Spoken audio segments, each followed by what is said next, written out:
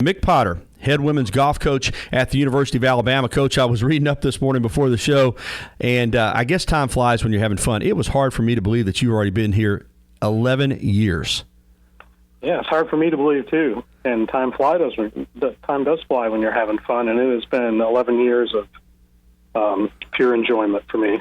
What a run. 3 SEC championships. In fact, all 3 SEC championships in the program history have come under you. The latest one this season, going to get to that in just a moment. 1 national championship in 2012. But let's begin with right now and what this team accomplished just a little more than a week ago over at Greystone Golf and Country Club there in the Birmingham area. You shot 7 under on the final day. Now, you won the tournament at 5 under par, but 7 under on the final day of that tournament, that is some serious golf, Coach. That team, did you imagine that you could shoot 7 under in a single round on that golf course? Yeah. I think we've recruited some good players. They've developed well because they're motivated since they've been here. And, the golf course, it was a little windy, it was a little blustery, but if you hit quality shots and kept underneath the hole, you could make some birdies. But the most impressive thing to me was that they were tied for the lead going into the final round. They knew that Florida wasn't going to make a lot of mistakes. So if they were going to win the tournament, they were going to have to go out and take it into their own hands. And we made only 6 bogeys between 5 players all day against 11 birdies. So, on one hand, 7 under is great, but on the other, under the circumstances, that's just really solid, showing the other team you're not going to make any mistakes, and if they're going to beat us, they have to beat themselves, which is, what we talk about all the time. You can't play defense in golf. The only thing you can do is let your opponent know that you're not going to beat yourself, and we did that on that day, and I was really proud of the team and the girls.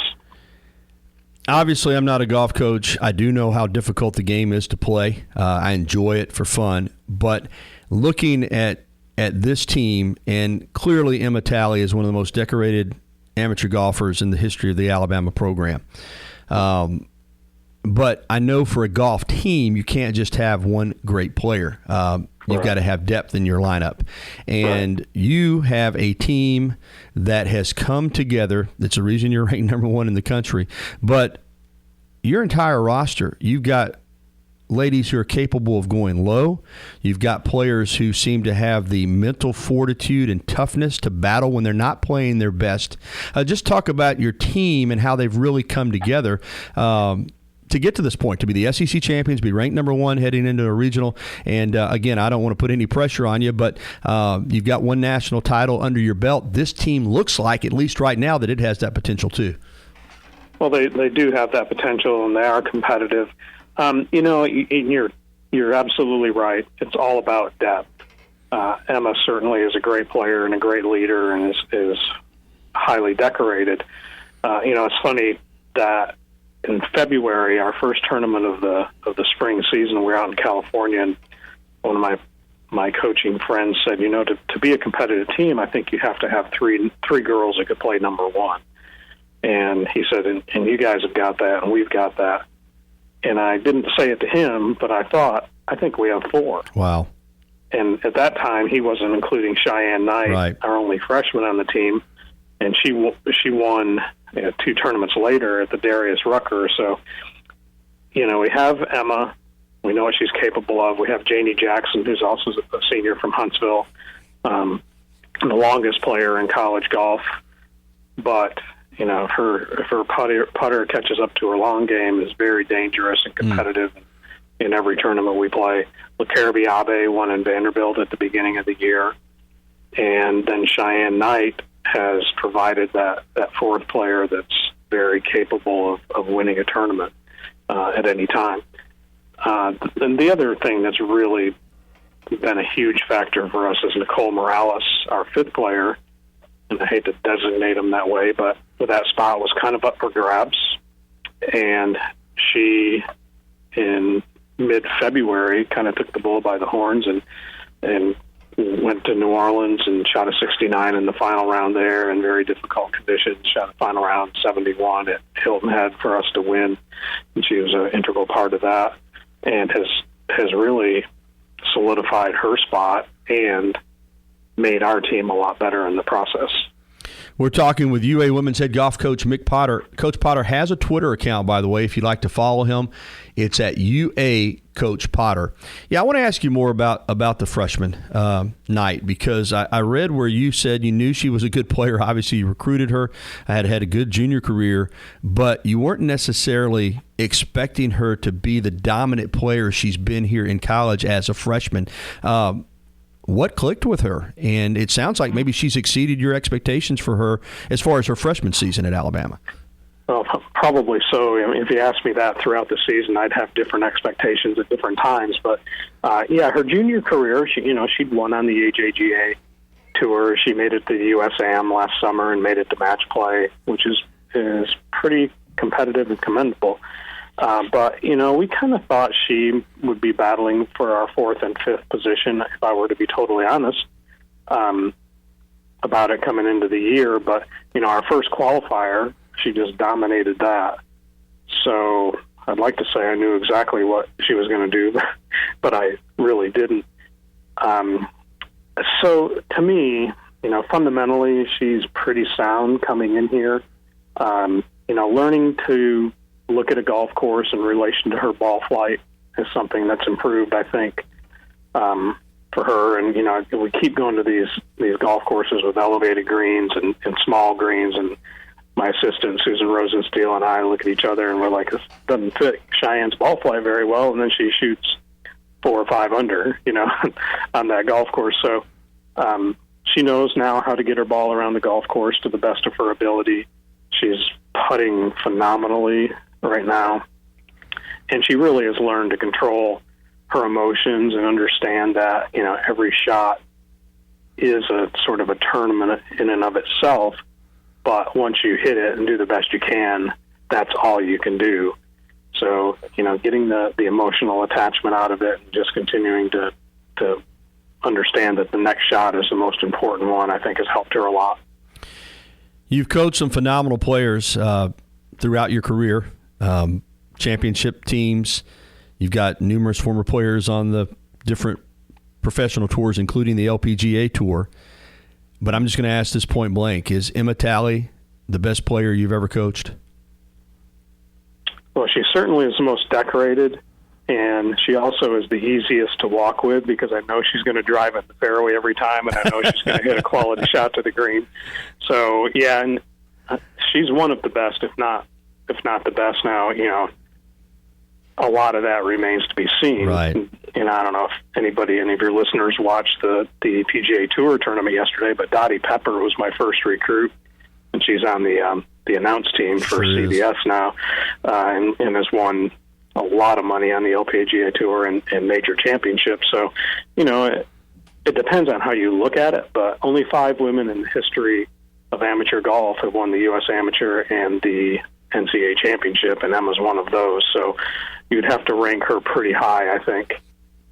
All right, going forward, you played SECs at Greystone. Now you get to host a regional beginning May the 5th at Shoal Creek, south of Birmingham, another course you're very familiar with. So not only from just a talent standpoint and a ranking standpoint are you the favorite in this regional, but you're playing a golf course you're very familiar with. How much does that help you, Coach, to be, quote-unquote, on one of your home courses, so to speak? Well, first of all, I'd be remiss if I didn't tell how happy we are that Michael Thompson, the owner at Shoal Creek, and the membership, Martha Lang, who's a former USGA Women's Committee chairwoman, and an Alabama legend in her own right, for all getting behind this. And really what we're doing is we're serving as a preparatory tournament for the 2018 U.S. Women's Open, which will be held correct at Shoal. So, they came to us and really wanted to do it, and they know how to do tournaments right. So we're excited about that. As far as being a favorite, in a regional, this is a qualifying tournament, and the key is to get to the national championship. Now, we'll be the number 1 seed. We probably will be the number 1 overall seed, and on that note, I would encourage people that are listening to tune into the Golf Channel at 5 o'clock this evening for the selection show. It is a course we have played some. We tend to play well there. I think it'll fit our games as well as any other team in the nation. But who knows? We've got to go and get the job done, and we've got to stay focused on the task at hand. And if we do, our talent is such that we will be successful. So, a regional, you want to win, of course, and the best way to qualify in advance is to do everything you can to win the tournament. But, the main thing is to get to Eugene on May 20th for the national championship. 3 SEC titles at Alabama, the one national championship in 2012. You didn't win the SEC that year. You've had some teams, other teams that were certainly capable of winning. Only one team can be a national champion. We know that. What did that 2012 team have that set it apart and allowed it to be a national champion?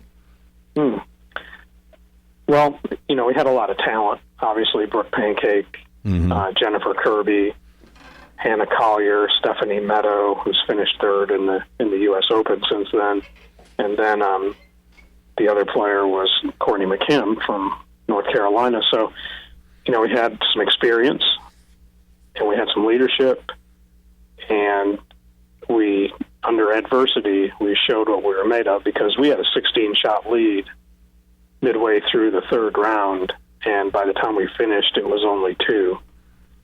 So they could have gone either way going into the final round, and they chose to look at it and say that, well, there are, 23 other teams in this field, and they'd all love to be us right now and have a 2-shot lead going into the final round. And they looked at it that way, and stayed focused, and played one shot at a time to the best of their ability. And, it was a one-shot win, but it's a win. That's right. You don't apologize for winning, and we'll see if this 2016 team can match that one. I want to ask you something. I don't think I've ever asked you this when we have talked in the past on television, but the decision to come to Alabama, I mean, the career you had at Furman, you were entrenched there.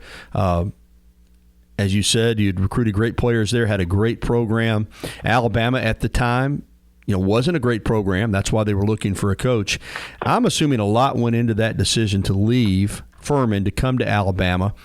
What made it the right place? Because I'm sure you had opportunities to leave Furman before that. What made Alabama the right move for you and allowed you to make the jump from Furman here to Tuscaloosa?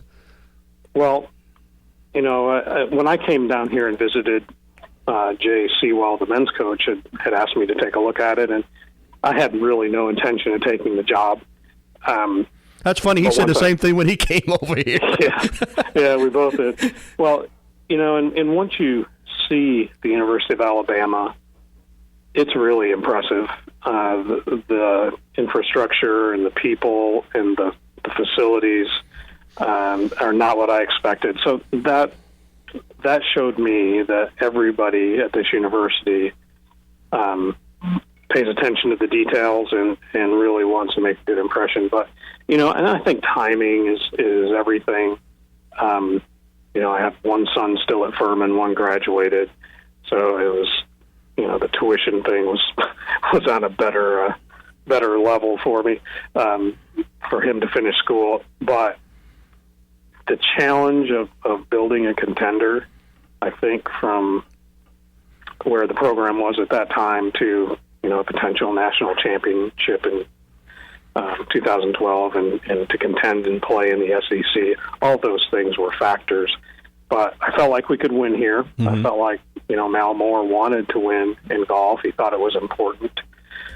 And the feeling I got from him and Kevin Almond and everybody associated with the athletics program and the golf program, including Jay, we're committed to being the best. And that's what I wanted to do, and this was the place to do it. And I'm really excited about, what we've accomplished. But, I'm not sure we could have done what we've done if Nick Saban hadn't come here and had the success that they've had. It's almost like I think it's not fair sometimes that we're on TV and football every week. We get to show recruits that product and that commitment that a lot of other schools don't don't get to do, and then to bring them on campus here, it's just really impressive. You know, we're at a point where, you know, when we bring prospects here, we tell them we want them to visit other schools. We want them to compare what others have compared to what we have, because we're pretty confident that we're the best. And a lot of work from a lot of people will go into that, and I'm really proud of what we have here at the University of Alabama. Well said. And you know, I know there are a lot of great men's and women's golf programs out there, but I think one could certainly make the argument that with you and Coach Sewell heading up the men, that Alabama right now, as far as a duo, men's golf and women's golf, good as anybody in the country. I mean, you look at we've actually calculated that once or twice, Jay and I, among ourselves, and if you add our rankings together, we're usually in the top 2 or 3 in relation to both. And we do, and Jay talks about it all the time. We're not a men's program and a women's golf program. We're a golf program. We like to kind of look and see how we're doing in the rankings in that regard sometimes. One other quick note. Old Colony, of course, the men are going to be hosting a regional there. The work that's been put in there to make that, not only is it your home course, your training center's there, but they've gotten that golf course up to speed as far as, I mean, you don't have to take a back seat to anybody as far as where you play on a day-to-day basis, do you? Well, Old Colony is the best layout around, in my opinion. It is a big golf course, and it's a big challenge every time you go out there. And yeah, they've done a lot of work on tree removal. So we needed some circulation. They've put in some fescue areas that make it really aesthetically pleasing right now. And really right now we just need some warm nights to get the Bermuda growing at its fastest. And it should be really a good test for the guys. But, you know, the renovation a couple of years ago where they added the tees, the men's tees, has made that for them a huge challenge. And it'll be really interesting to see what kind of scores they produce. It's a monster from those tips, isn't it, Coach? It is. Sometimes I go back there and look, and I would completely put down my golf clubs if I had to play from there. Hey, those par 4s from there, for me, par 5s. Par 5s. 3 shot holes for me. Hey, again, 5 o'clock, you said this afternoon on the Golf Channel, the pairings are announced for the regional. So I want to encourage people to tune in and take a look at it. Hey, Coach, thank you for your time. I really enjoyed it, and good luck in the NCAA regional and beyond. Well, thank you, Gary. Thanks for having me, and hope some of your listeners can make it out May 5th through 7th, Shoal Creek.